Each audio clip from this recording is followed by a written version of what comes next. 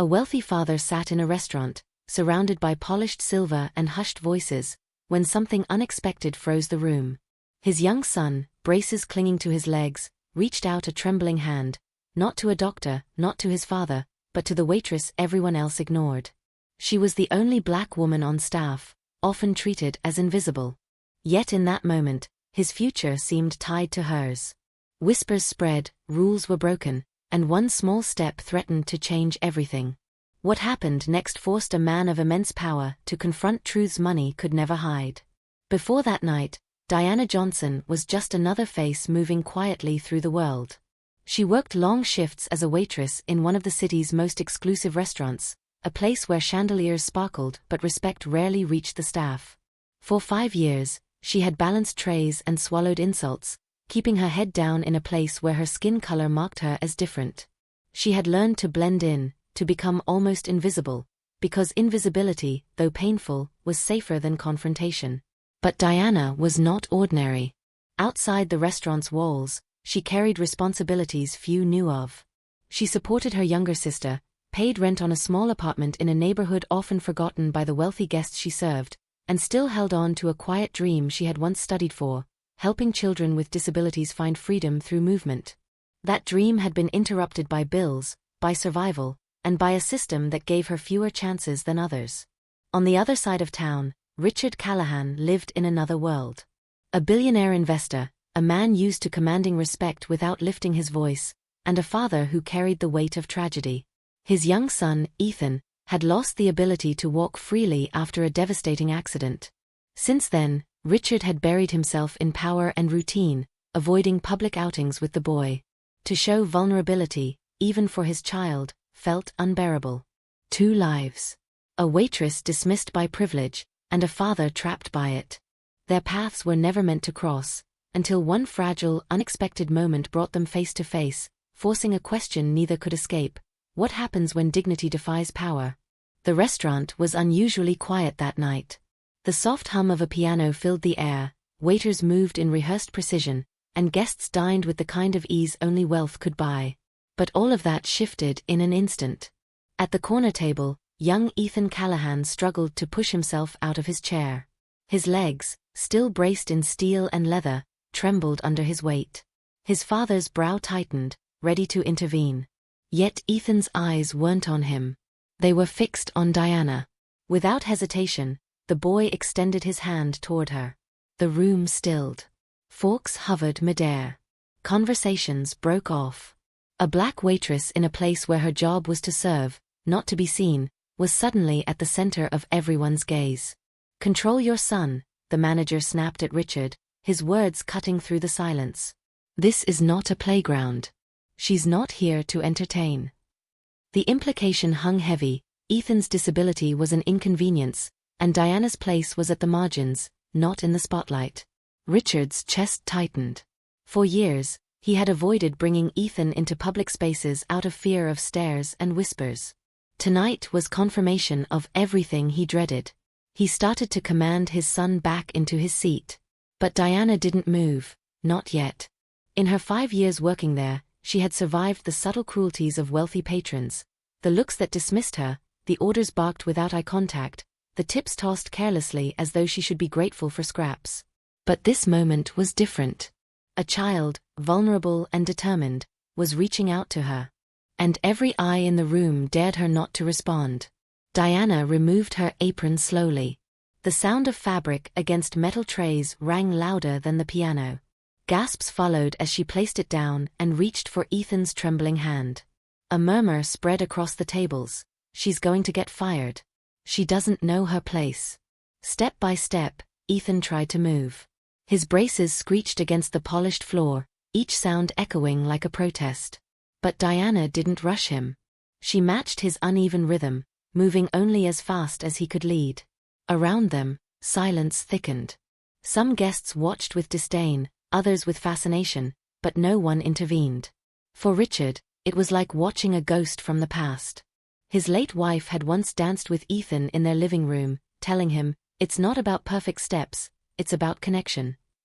That memory clawed at him now, breaking the shield he had built around his grief. The manager leaned closer to Richard.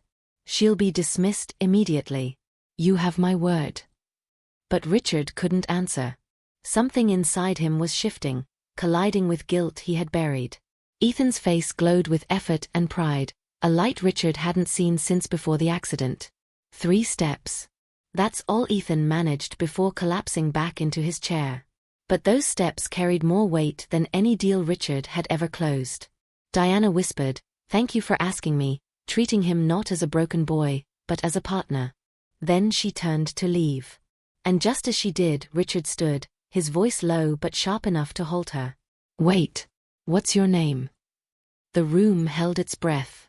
The next morning, Diana walked into Montgomery Tower, 40 floors of glass and steel that seemed designed to remind people like her of their place. Her best blouse and skirt couldn't hide the fact that she didn't belong among the marble floors and designer suits. Whispers followed her down the hallway, glances that said everything without a word. What is she doing here? Richard Callahan stood by the window of his corner office, the city sprawling beneath him like property he owned. He didn't turn at first, letting silence work as his weapon. When he finally spoke, his words were sharp. "I could pay you more than you'll ever make waiting tables. Be a companion to Ethan. Name your price." It should have felt like a blessing, an escape from struggle. But Diana's chest burned. She hadn't been asked if she wanted the job. She hadn't been recognized for her courage, her dignity, or her humanity. To Richard, she was just another problem to buy his way out of. Her refusal came softly but cut deeper than any shout. "No." The room stiffened. Richard turned, disbelief etched into his face. "Do you understand what you're turning down?" "Yes," Diana said, her voice steady. "I understand exactly. Your son doesn't need another employee. He needs someone who sees him. And I will never trade my dignity for your money." For the first time in years, Richard was the one left powerless. His authority, his wealth, none of it worked against her calm defiance. She walked to the door, leaving a single card on his desk. Freedom Steps Dance Program. Tuesdays and Thursdays. First class free. Richard stared at it, torn between fury and something he didn't dare name. Because deep down, he knew she was right. And that truth terrified him. Weeks later, the restaurant incident was only a memory for most of the guests who had witnessed it. But for Diana and Ethan, it had left a mark that would not fade.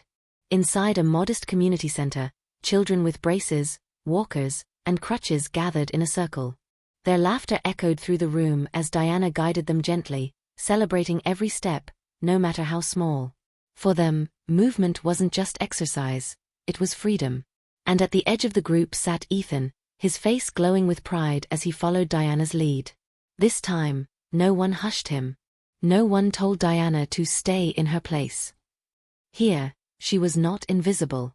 She was the teacher, the encourager, the one who saw every child as more than their limits. At the back of the room, Richard sat quietly. He didn't issue commands, didn't try to control the moment. He simply watched. For the first time, he saw his son not through the lens of loss, but through the light of possibility. And he saw Diana not as someone to hire, but as someone whose strength and dignity exposed the truth he had long ignored. Because what had happened in that glittering restaurant was bigger than one awkward evening. It revealed how easily people strip others of their humanity, through silence, through stares, through rules that keep some at the table and others standing at the edges. Diana's choice that night, to reach for Ethan's hand, to refuse a paycheck for her worth, was a quiet act of courage. And it forces us to ask, how often do we walk past people like her, without ever seeing them? The world doesn't change with money, or power, or fear. It changes when someone, even in the smallest moment, dares to see another person fully. So the question is, the next time you're faced with that choice, what will you do? If this story moved you, don't let it end here. Share it, talk about it, and let others feel what you just felt. Stories like Diana's are happening every day, often in silence, and your voice can bring them into the light.